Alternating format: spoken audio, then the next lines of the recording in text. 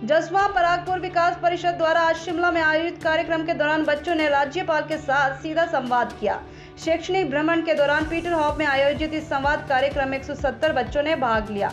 छात्रों के बेहतर कल के उद्देश्य से आयोजित इस संवाद कार्यक्रम के दौरान राज्यपाल विश्वनाथ आलेरकर ने चिंता जाहिर करते हुए कहा कि आज समाज में चरित्र का संकट है, जिसके लिए अच्छी पुस्तकें पढ़ना आवश्यक है और बच्चों के साथ संवाद करना बहुत आवश्यक है। जब हम बच्चों के साथ संवाद करेंगे तभी उनकी भावनाएं समझ सकेंगे और एक दूसरे से विचार साझा कर सकेंगे। उन्होंने पुस्तकों को पढ़ने और उसका अनुसरण पर बल देते हुए कहा कि पुस्तक में लिखे शब्द के साथ साथ उसका भाव भी समझना आवश्यक है और साथ ही उनका जीवन में अनुसरण करना चाहिए। शिक्षा, इंग्लिश लर्निंग कितना महत्वपूर्ण है। आपने बच्चों के साथ इंटरेक्शन किया पिछले कुछ दिनों से। वी हैव बीन वॉचिंग, आप बच्चों से इंटरेक्ट कर रहे हैं, दे आर गेटिंग मोटिवेटेड। कितना इम्पोर्टेंट बच्चों के इस कार्यक्रम में आकर वैसे मोटिवेशन तो मुझे मिला है, क्योंकि बच्चों के साथ रहने के बाद आप बहुत कुछ सीख लेते हैं।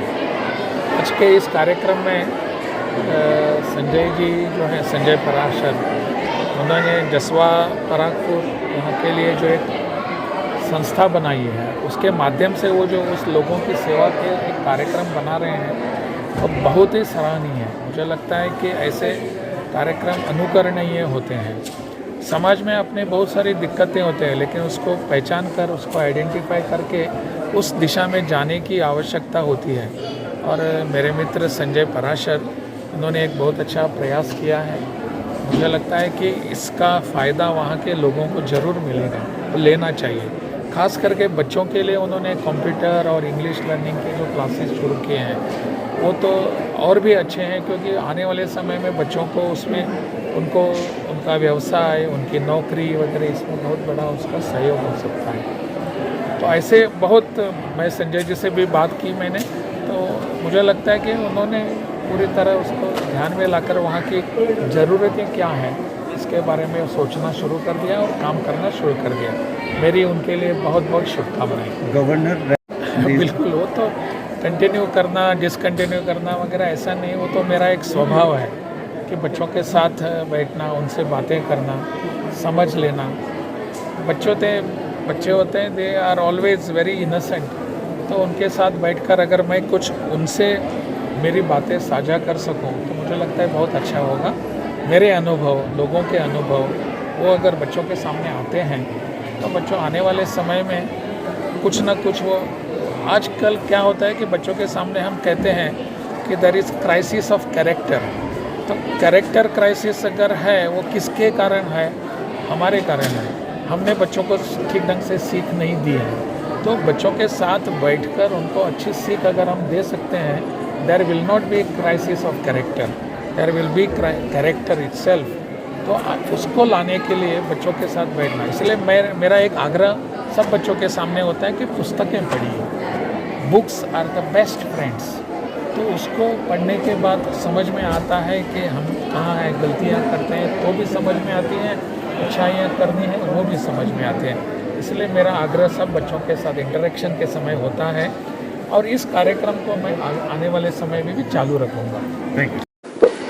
हमारे देहात में, गांव में, जब हमने पहली बार टेस्ट लिया मर्चेंट नेवी का, तो 72 में से 62 बच्चे फेल हो गए, जबकि उन सब के 50 से ऊपर मार्क्स थे इंग्लिश में 10th और 12th में। तो हमको लगा इसके लिए नीचे के स्तर से उठना चाहिए। और आजकल जो कई अच्छी नौकरियां मिल रही हैं उसमें अंग्रेजी का एक योगदान है। और मुझे लगता है बचपन में आप बहुत भाषाएं सीख सकते हैं। नरसिम्हा राव जी ने 17 सीखी थी, हमारे बच्चे 6-7 तो सीख ही सकते हैं।